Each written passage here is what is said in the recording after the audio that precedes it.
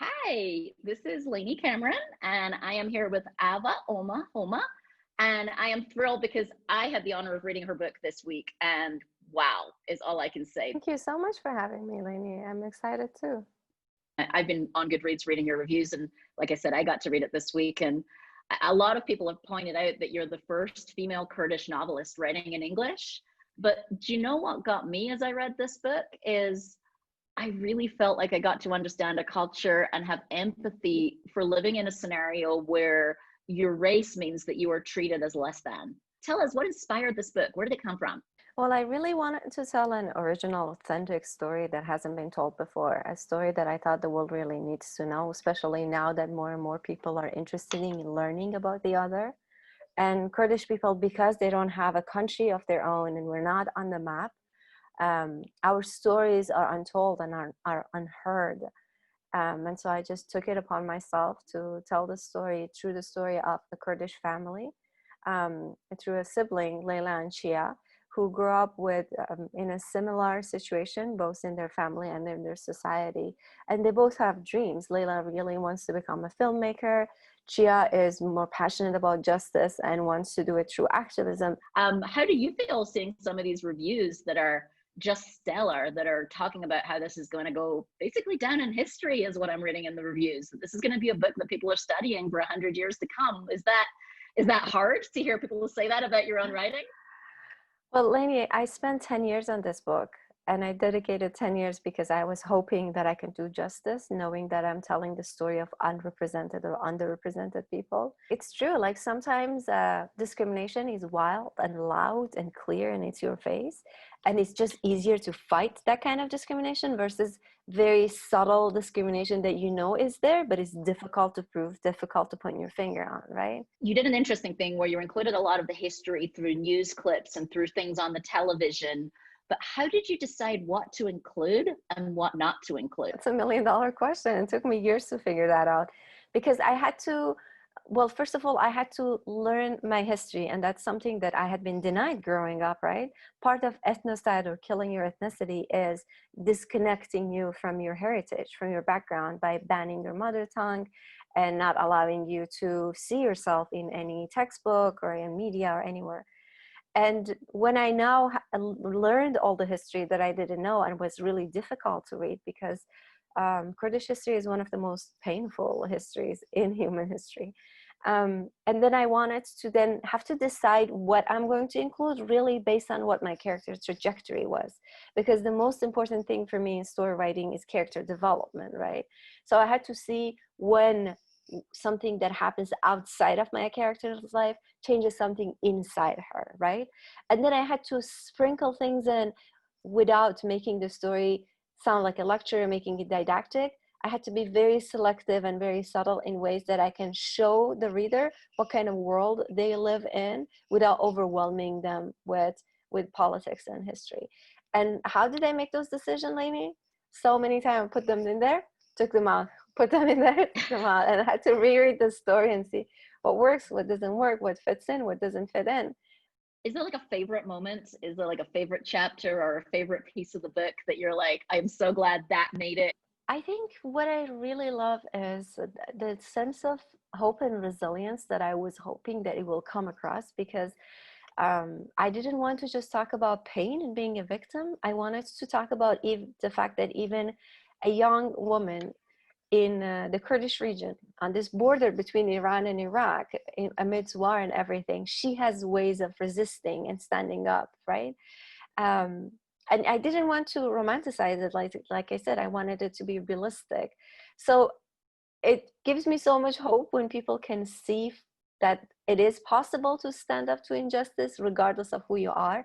And you should never think that I'm too small for this, I can't handle this. You have ways. And if every individual does it in some way, then there will be a collective sense of resistance.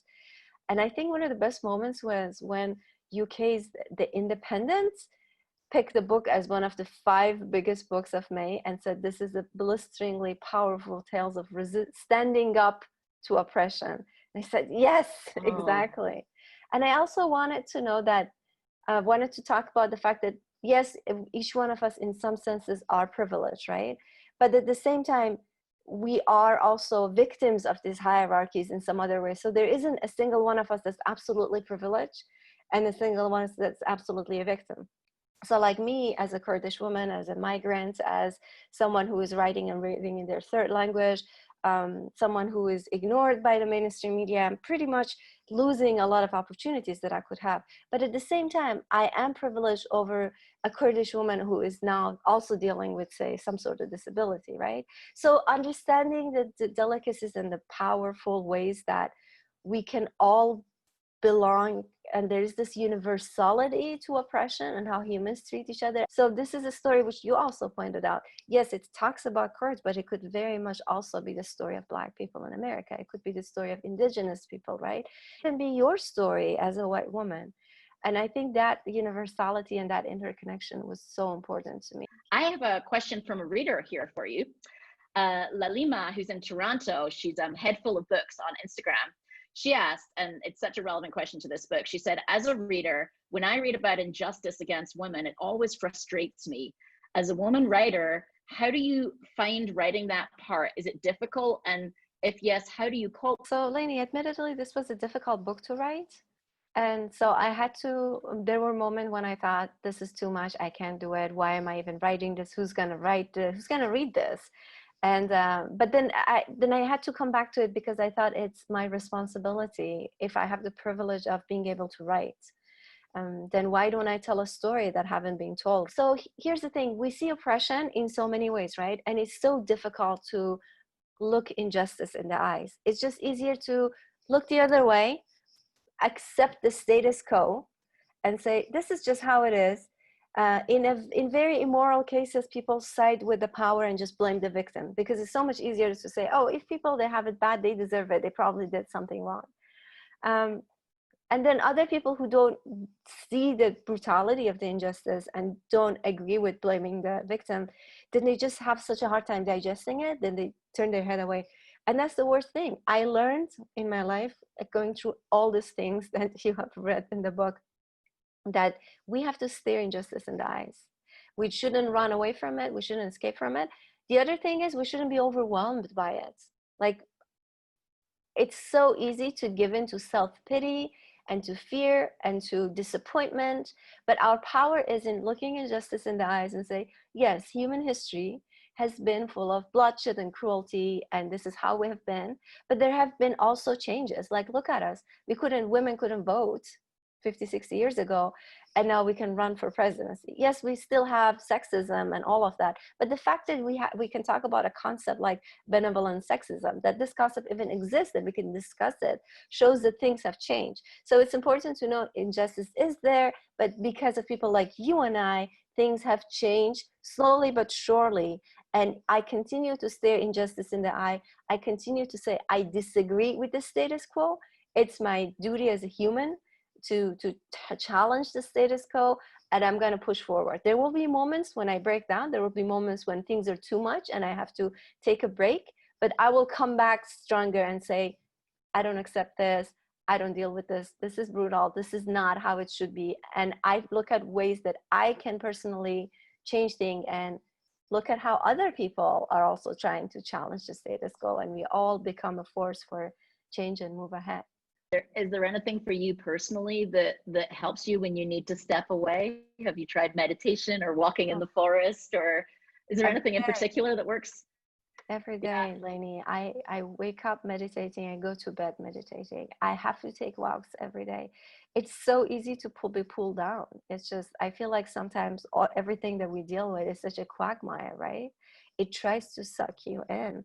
And if you don't want to numb yourself with things, if you want to continue bringing awareness, continue learning, continue making mistakes, because so many times you fall on your face and you have to stand up and look sheepishly at your role models and keep going. And in order to be able to keep on doing that, I rely on great books. I rely on great conversation with people I admire, and definitely walking and meditation and all of that. Reading is such a good shelter for me, and I read voraciously. Is there any advice that you would give to someone who is trying to do what you're doing? They're trying to write a book that hasn't been written before. The only advice I usually give is that try to take advice with a grain of salt, because what other people tell you is what worked for them. And part of your job as a writer is digging deep within yourself to figure out what works for you. So don't really listen to a lot to what other people are saying. And I think also being a writer, it means being creative enough to find time to write. You should have a bigger cause for why you are writing. There will be a lot of rejections. There will be a lot of discrimination. If you think your story hasn't been told, you're probably a writer that belongs to the marginalized group. Therefore, you will come across really ugly racism face to face. But don't let them disappoint you, because we are writing for something that's bigger than you and bigger than your book and bigger than you as an individual. So keep pushing. I have one last question for you. This has been probably a heck of a roller coaster ride since this book came out. And, you know, you've been in the independent newspaper in the UK, it's getting covered all over.